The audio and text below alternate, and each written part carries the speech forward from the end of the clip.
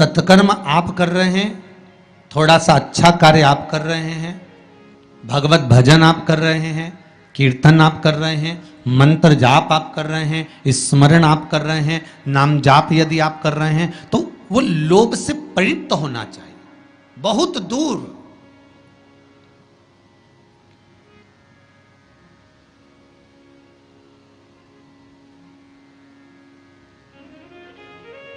आपके भीतर वो उपजे ना।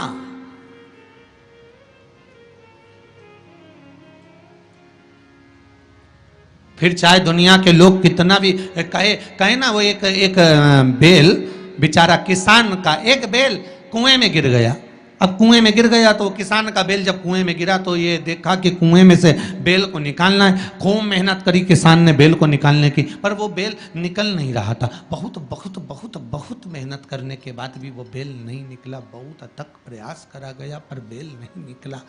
तब किसान ने फिर कहीं मशीन वाले से कहा होगा कि इस बेल को निकालना है। मशीन वाले ने कहा 25,000 रुपये लग जाएंगे, 20,000 रुपये लग जाएंगे। तो उसने सोचा 20,000 25,000 लग जाएगा तो इससे अच्छा है कि इसको पड़े ही रहने दो। बेल किसी काम का तो था नहीं, बूढ़ा हो गया था।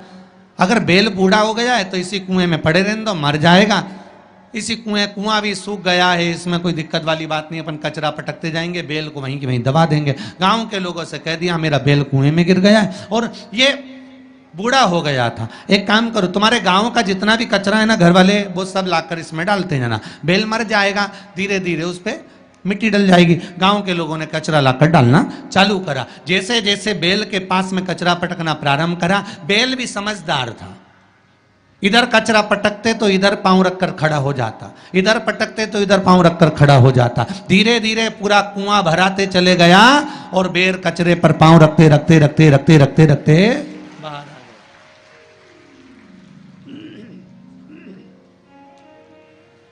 बेल कचरे पर पांव रखते रखते रखते रखते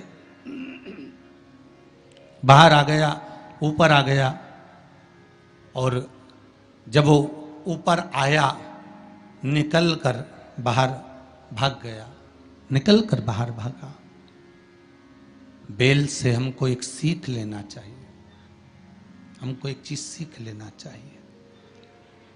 बुराई करने वाले कितनी भी बुराई करेंगे, निंदा का कचरा, बुराई का कचरा कितना भी पटकेंगे, हमको केवल उस पर पांव रखकर निकल कर बाहर की ओर चले जाना है और हमारे जीवन को सार्थक बना लेना है। करे करे तो करे।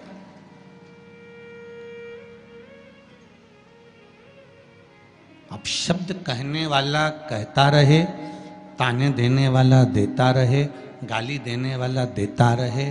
अपनी शिव भक्ति, अपना स्मरण, शंकर का अनुमोदन होता रहे, बस इसका ध्यान रखना।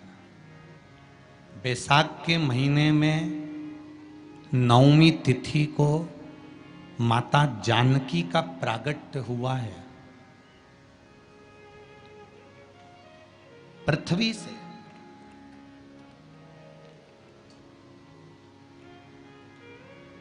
कभी एक विचार करिएगा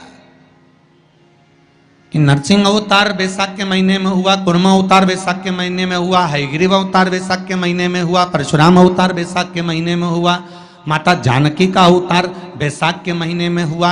आखिर इस बैसाख के महीने में, माधव महीने में इतनी महत्वता क्यों?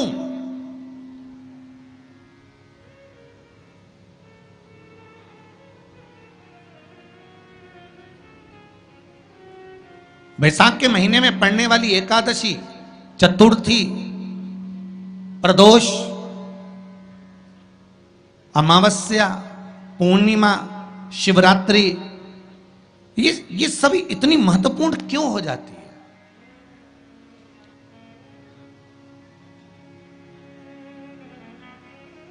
इसकी महत्वता इतनी प्रबल क्यों हो जाती है? किस लिए?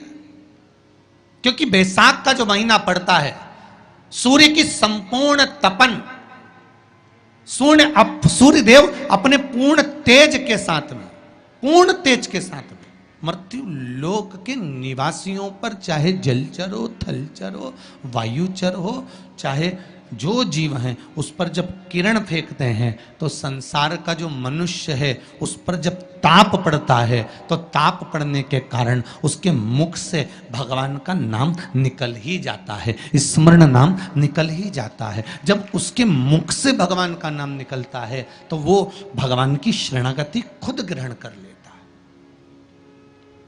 स्वयं।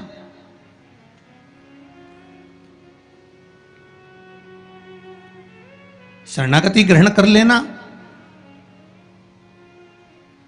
बैसाख की पोथी पढ़ते हो आप लोग?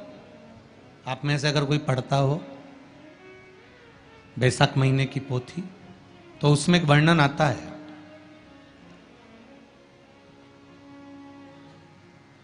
गीता प्रेस गोरखपुर के कल्याण अंक में भी आप ये पावन बैसाख चरित्र श्रवण कर सकते हैं। उसमें बैसाख महीने की पोथी में 10वें दिवस की कथा में 10वें अध्याय में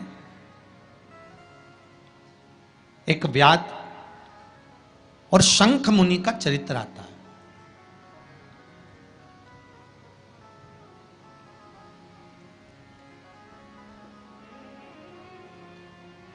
शंख मुनि एक बार निकलकर भगवान शंकर के मंदिर में जल समर्पित करने के लिए जा रहे थे और शिव मंदिर की ओर जाते जाते जाते जाते जाते जाते बीच मार्ग में चलते चलते चलते चलते और वो शंख मुनि जब शिव के मंदिर में पहुंचे, शंकर भगवान के मंदिर में जाकर उन्हें दर्शन किया,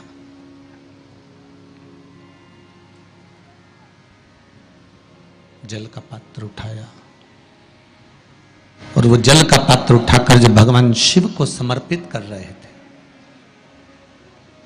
तो उसी समय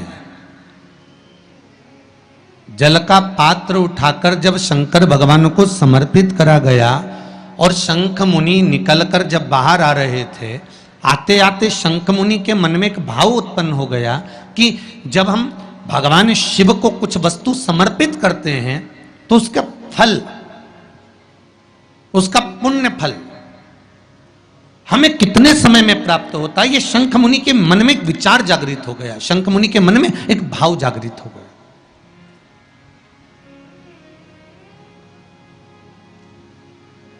कई माताएं पशुपति व्रत करती हैं,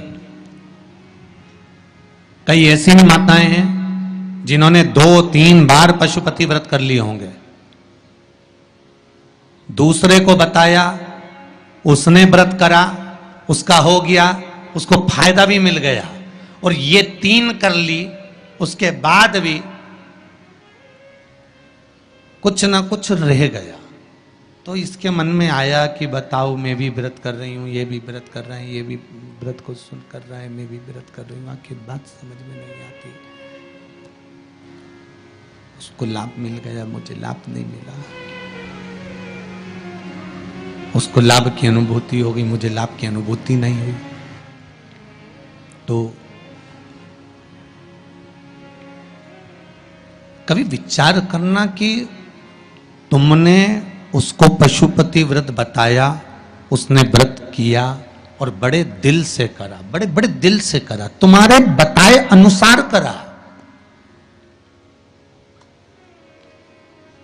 मतलब तुम्हारी बात पर कितना विश्वास होगा उसको, तुम्हारी बात पर कितना भरोसा होगा उसको। और तुम्हारे बताए अनुसार उसने पशुपति व्रत कर लिया और उसका काम हो गया, और तुम 2 बार 3 बार 4 बार 5 बार कर चुकी तो भी नहीं हुआ। उसका कारण क्या हो सकता? उसका एक कारण है, तुम्हारी बात पर उसने विश्वास कर लिया पर तुम अभी विश्वास पूर्ण रूप से कर नहीं पाई हो। तुमने ये सोचा है कि दुनिया कर रही है तो अपन भी कर लो। एक बार महाराज ने बोला है कर लो, देखा जाएगा, पर तुम्हारे बात में वो जागृतता, तुम्हारे पास में वो बल, तुम्हारे पास में वो जागृतता, तुम्हारे पास में वो बल, तुम्हारे पास में वो विवेक, तुम्हारे पास में वो बल प्राप्त नहीं हुआ, वो विश्वास जागृत नहीं हुआ।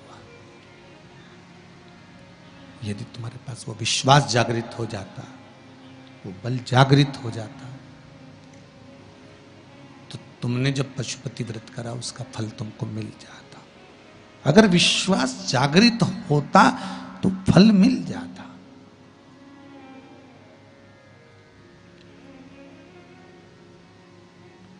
विश्वास जागृत होने पर फल की अनुभूति है।